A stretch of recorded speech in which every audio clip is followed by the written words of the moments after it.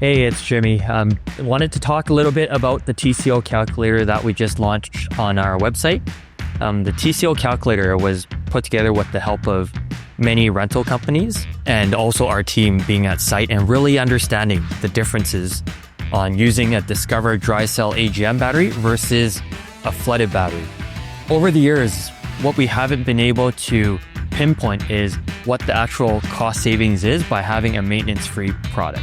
And what I mean by that is the time it takes to remove each battery cap, add distilled water, acquire distilled water, and also the issues with when you overfill, damaging the piece of equipment, downtime, when the piece of equipment gets loaned out or is rented out, batteries do not get properly maintained with flooded, causing a potential callouts, which is expensive because a technician has to be out there to replace batteries.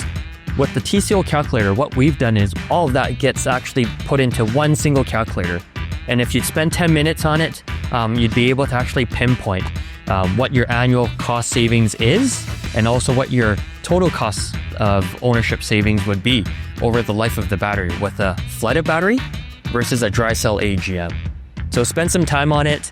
If you have any questions, reach out to any of us at Discover. Thanks for watching.